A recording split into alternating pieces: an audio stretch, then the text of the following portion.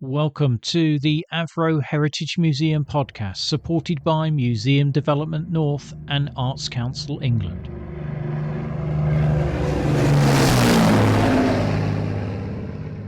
Hello and welcome to the second episode of this three-part series with Canberra Pilot Mike Fazakerley. If you caught our last episode, you may recall Mike sharing with us his fascination with the armaments carried by different aircraft. However, the aeroplane that he couldn't wait to see was the English Electric Canberra Whiskey Kilo 118 built by Avro at Woodford, which would have been ready and awaiting collection by the RAF in April 1954, very close to where our studio is now.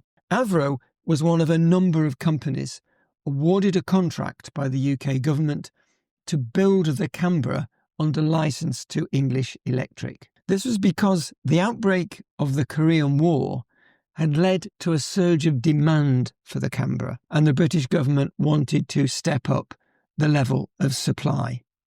Avro, with its prodigious record of aircraft production during the Second World War, was an obvious candidate to win one of those contracts to build English Electric Canberras. The Canberra was a British first-generation jet-powered medium bomber. It was developed by English Electric in the mid to late 1940s in response to a 1944 Air Ministry requirement for a successor to the wartime de Havilland Mosquito fast bomber. The Air Ministry specification for the type was for an outstanding high-altitude bombing capability coupled with high speed. It was introduced into service with the Royal Air Force in May 1951, the service's first jet-powered bomber. It was named the Canberra because the Australian Air Force was the first overseas buyer. In addition to being a tactical nuclear strike aircraft, the Canberra proved to be highly adaptable, serving in varied roles, including tactical bombing and photographic and electronic reconnaissance.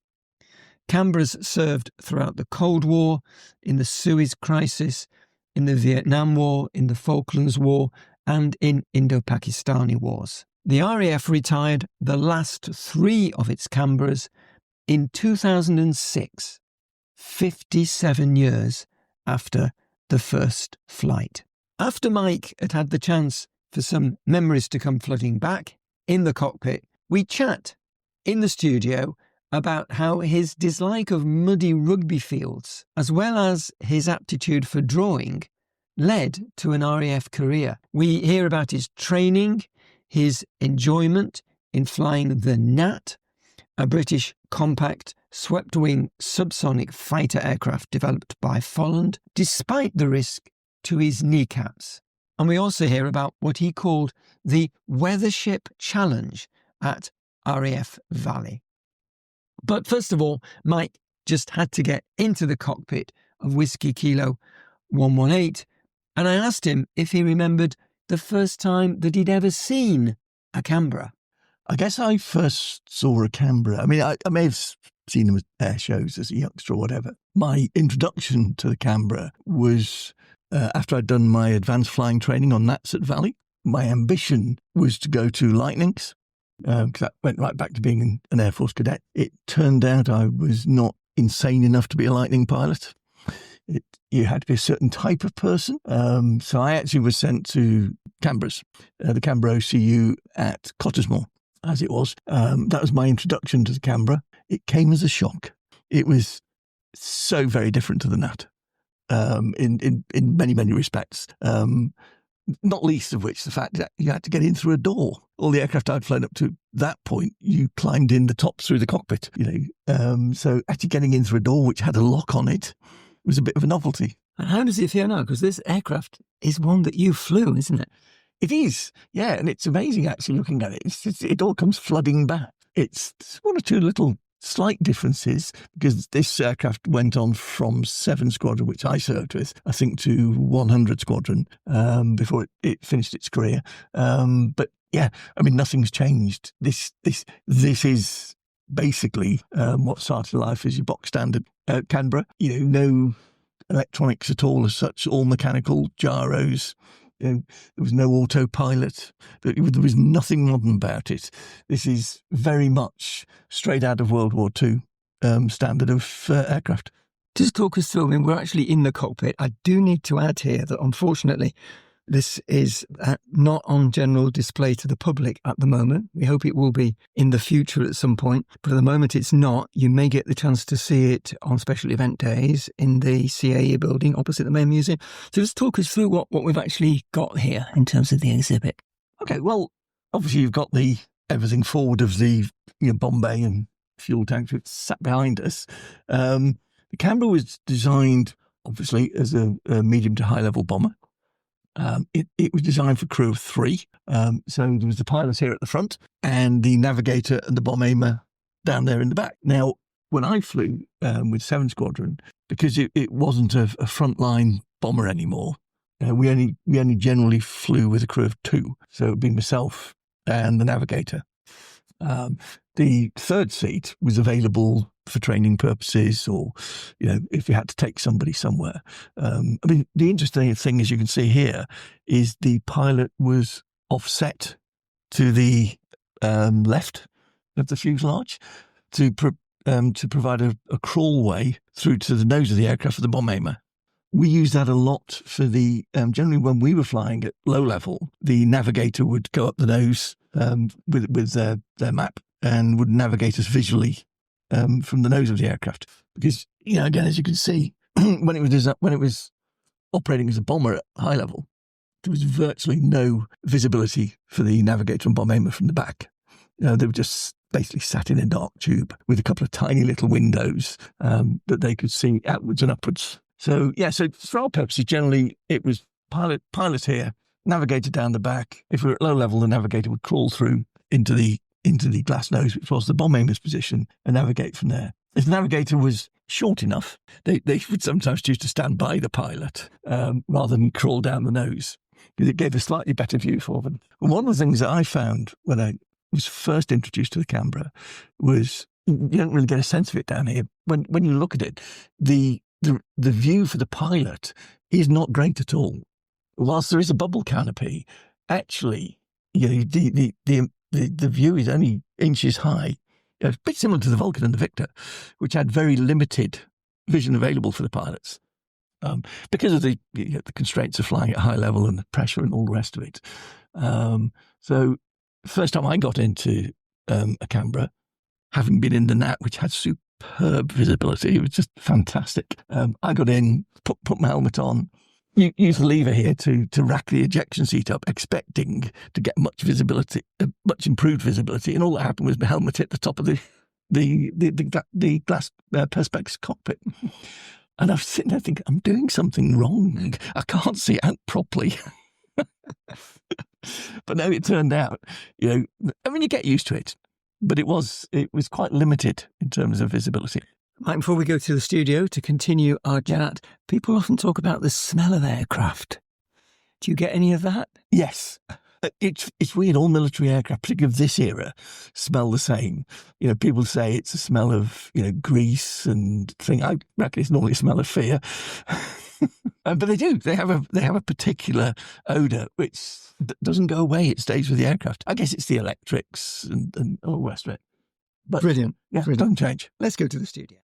The obvious question that we usually ask everybody is to go back right away, really, and to think, when was your first interest in aviation? Well, I was born and brought up in Liverpool, not too far from Liverpool Airport. The first thing I can remember is I think there must have been an air show on at Liverpool Airport, and my dad must have taken us there. And the one thing that sticks in my mind is there was an American fighter jet of some sort.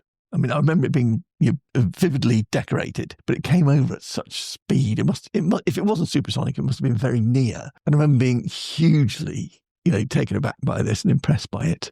And that got me into getting on my bike every weekend and cycling up to Liverpool Airport to watch the airplanes, which in those days you could do. I mean, there was one airport policeman. The airport fence was like 3 railings high, and as long as you could dodge the policeman, you could wander around the airport terminal and you could stand at the gates, watch the aircraft start. And of course, in those days, in the 1960s, they were interesting aircraft. They were noisy, they were interesting. It was so that kind of got me into an interest in aviation. And then you moved, didn't you? You moved from Liverpool to Bristol. We moved to Bristol, and we were unfortunately nowhere near Bristol Airport, although we weren't too far from Filton, of course, which is where Concorde was built. And I did get to see that when it was being built, that's a whole different story. But yes, we moved down to Bristol. And what was the pathway to the RAF? That happened because I didn't like rugby. So Liverpool was a football city, obviously, so we play football at school. I didn't much like football either, to be honest, because the big leather footballs hurt in the winter. But when we went down to Bristol, to my horror, they played rugby. And, I watched all these young men rolling around in the mud and thinking, I don't like the look of that. But the thing was, one evening a week after school, you had to do an after-school activity. And it was rugby or the cadet force. So I thought, well, the cadet force looks good. Looks a lot better than rugby. So then it was either Army cadets or Air Force cadets. And the Army cadets, as far as I could see, was rolling around in mud, not much different to rugby. So I went with the Air Force cadets, which matched with, I liked airplanes. And I was 14. And so, turned up, they put a blue uniform on me. I marched like a wooden doll. And one of the first things they said is, you will come to Easter Camp, won't you? I didn't know what Easter Camp was, but I said, yeah, of course I will, yeah. And we all got put on buses and taken to RAF Wattisham, which was a Lightning fighter base. That was it. I totally fell in love with these machines and the whole Air Force thing. That was what did it. And what was the next step then? What age did you actually sign up? 15. I went through pilot selection and was accepted. That came about because I liked drawing. I liked drawing airplanes, but I needed pictures to copy off. And of course, there was no internet in those days. So I would try and get pictures from places. Like I'd write to British Aircraft Corporation, can you, I love your airplanes, can you send me some pictures? And I wrote to the RAF careers people, not because I wanted to join the Air Force, but because I wanted some pictures to copy off. And they sent me some nice brochures. And one of them was a really boring little white A3 pamphlet with no pictures in it. So I kind of threw that away. But then eventually I looked at it, and it was about something called an RAF flying scholarship. And it turned out you could, at age 15, apply for a scholarship that would lead to being a pilot in the Air Force.